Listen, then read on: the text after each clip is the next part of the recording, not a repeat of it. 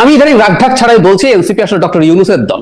কেন আপনি যদি চান আমি সেটা ব্যাখ্যা করতে প্রস্তুত আছি। সো জনাব নাহিদ ইসলাম ওটা বলছেন, উনিও বলছেন। আচ্ছা, নাম্বার 2 যেটা আপনি জিজ্ঞেস করছেন এবং আমি আপনার সাথে একমত, 9 মাস পার হয়ে গেছে, উনি কন্ট্রোল আনতে পারেন না এবং অনেক ক্ষেত্রে আমরা কন্ট্রোল আরো কমছে বলে মনে হয়। ডিসেম্বরে উনি পারবেন না মনে করছেন, 6 মাসের পর মানে ডিসেম্বরের পর ওনার হাতে কি কোনো একটা ম্যাজিক আসবে বাই হুইচ উনি সবকিছুর উপর নিয়ন্ত্রণ নিয়ে আসতে পারবেন? আরেকটা প্রশ্ন, উনি ডিসেম্বরের মধ্যে যদি হবে না বুঝতে পারেন নিরাপত্তাজনিত কারণে, এখন উনি ডিসেম্বর থেকে জুনের এই আলাপ কেন করছেন? উনি স্পষ্ট করে বলে দিক যে ডিসেম্বরের মধ্যে তো হবে না, আমি এবার জুনের দিকেই তাকিয়ে আছি। রহমান, আপনি তো তাই বলা উচিত। আপনি তো চমৎকার বলেন, আমি শুনতে থাকি, সেজন্য আপনি আমাকে একটু প্রশ্ন করার সুযোগ দিয়েন। আপনি বলেন যে এখন একটু থামলাম, কারণ হচ্ছে আমি ভুলে যাব যদি আপনি আমাকে প্রশ্ন করতে দেন।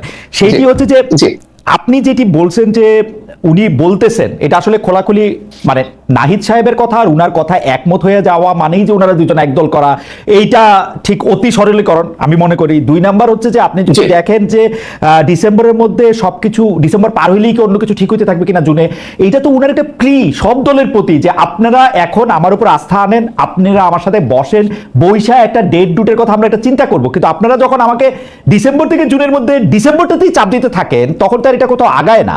আইন শৃঙ্খলা বলেন আর যাই বলেন, এইরকম একটা সরকারের পক্ষে তো সকলের সহযোগিতা ছাড়া, বিশেষ করে বড় রাজনৈতিক দল বিএনপি সহযোগিতা ছাড়া এটা তো সম্ভব না। এবং বিএনপি তো দিনে দিনে এটা দুর্বিষহ করে ফেলছে। আমি আর কথা মাঝখানে বলবো না, আমি একটু দুই তিনটা পয়েন্ট আপনাকে বলি।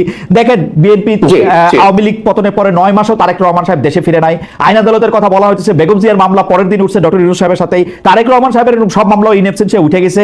এই নিজেদের শক্তি দিয়ে ঢাকা দক্ষিণ অচল করে রাখা একদিনের মেয়রশিপের জন্য বাংলাদেশে যা শুরু করছে জনাব ইশাক, সেগুলি আসলে কিভাবে ইউনূস সাহেব একটা ইলেকশনকালীন সরকার কিভাবে হবে বিএনপি যদি এগুলি করতে থাকে?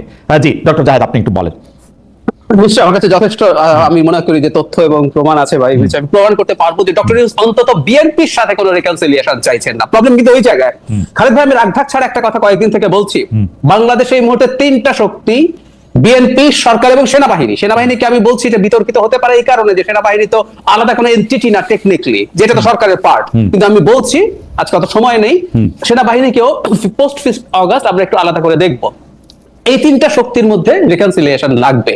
এখন সমস্যা যেটা হচ্ছে, ধরুন বিএনপির যে মুভমেন্ট হলো সেটা প্রেস সচিবের ভাষ্য মতে, কারণ তিনি আমাকে জানাতেন আগে 137টা আমরা এরকম রোড ব্লকেড হয়েছে, 147টা হয়েছে, তো বিএনপি তো মাত্র তারপর গেল। এবং জনাব ইশরাকের সমর্থকরা, আমি এটাকে just political point of view থেকে দেখছি, সমর্থন বা অসমর্থন করার বিষয়টা, বাংলাদেশের 5-10 জন মিলে রাস্তা ব্লক করার ঘটনা আমরা 5 তারিখের পর থেকে তো 150 দেখে ফেলেছি সরকারের পরিসংখ্যান অনুযায়ী। হঠাৎ করে এটাই তার এত খারাপ লেগে উঠলো কেন? এবং বিএনপি, খেয়াল করুন, আমি এনসিপি যে তার দল তার প্রমাণ হিসাবে বলছি, বিএনপি নিজে এই ক্রাইসিসের মোমেন্টে প্রধান উপদেষ্টার সাথে দেখা করতে চেয়েছিল ফর 4 days, দেখা করেননি। রাদার তিনি জনাব নাহিদ ইসলামকে ডেকে তার এই পদত্যাগ নিয়ে তার মন খারাপ, তিনি সেই তথ্য জানান। নাহিদ ইসলাম এসে প্রথমে একটা বিদেশি বিবিসি বাংলাকে প্রাথমিকভাবে অন রেকর্ড উনি বলেন যে ডক্টর ইউনূস এটা বলেছেন। তাহলে খেয়াল করি, বিএনপি কে তিনি যদি আস্থায় নিতে চাইতেন, ওনাকে বিএনপির সাথে ফাইট করলে হবে না, ওনাকে আস্থায় নিতে হবে।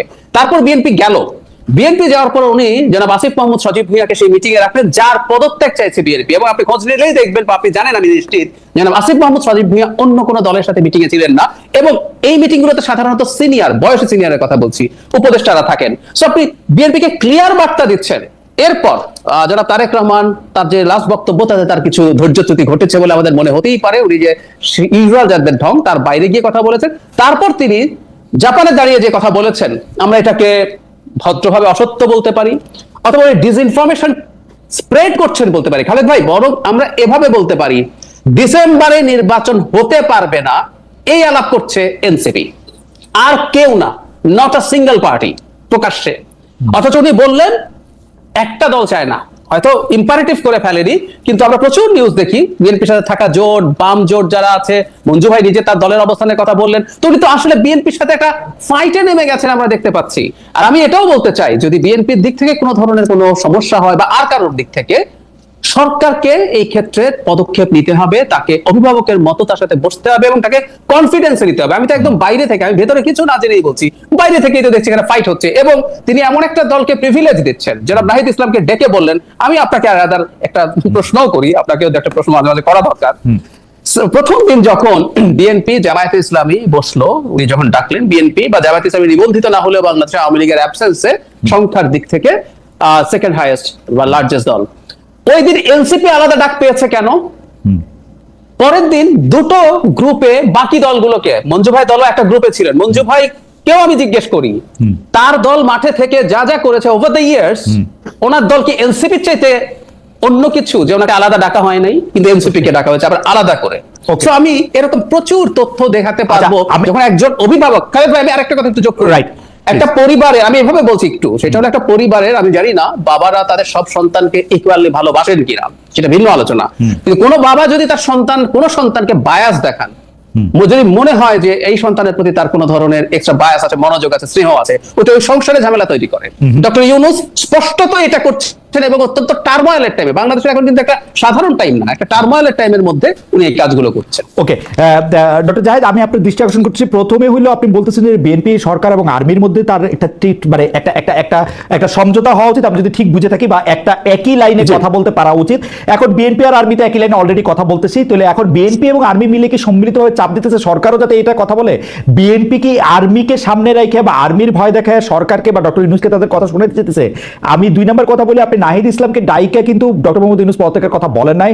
ডক্টর মোহাম্মদ ইউনূস, নাহিদ ইসলামরা যেহেতু ডক্টর মোহাম্মদ ইউনূসের সাথে একই সাথে কাজ করেছেন, ডক্টর মোহাম্মদ ইউনূস মনে করেন নাহিদ ইসলামরা তাকে নিযুক্ত করেছেন, নাহিদ ইসলামদের প্রতি তিনি বিরক্তিটা দেখাইছেন একদম সরাসরি, যে নাহিদ তোমরা এরকম করলে আমি কিন্তু আর এখানে থাকবো না, যেটা এসে নাহিদ ওইভাবেই বলছেন, ব্যাপারটা কিন্তু ডক্টর ইউনূসের জানানো না।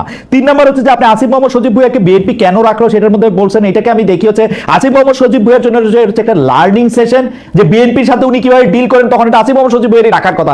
আপনি খেয়াল করে দেখবেন একটা মহল কিন্তু ডক্টর মোহাম্মদ ইউনূসের উপর চাপ সৃষ্টি করতেছে আসিফ নজরুল, মুস্তাফা সরোয়ার ফারুকী এবং আরেকজন উপদেষ্টাকে বাদ দেওয়ার, আবার বিএনপি চাপ দিতেছে এই 3টা উপদেষ্টাকে বাদ দেওয়ার। উনার তো মাঝখানে একটা জায়গা নিতেই হইব, তাই না?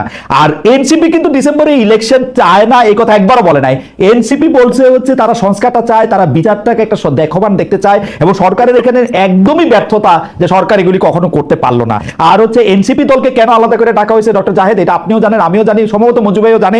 এই সময়ের মধ্যে হয়তো ওদের মাঠের শক্তি নাই, হয়তো ওরা ভোটের আসনে অনেক কম পাবে, কিন্তু জুলাই আগস্টের বাস্তবতায় হাসনাত, সার্জিস, নাহিদ, এদেরকে তো আলাদা করে আসিফ মোহাম্মদ সজীব ভুঁইয়া, মাহফুজ, এদের তো আলাদা করে ডাকাটার একটা, এটাকে বলে না গতিজড়তা, আপনি তো সায়েন্স আমার থেকে বেশি বলেন, এটা তো একটা গতিজড়তারও ব্যাপার আছে।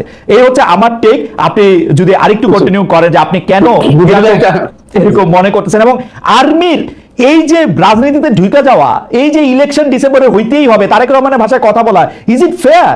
আর্মির তো ব্যারাকে থাকা উচিত, ওরা এগুলি বলে কেন? জি ডক্টর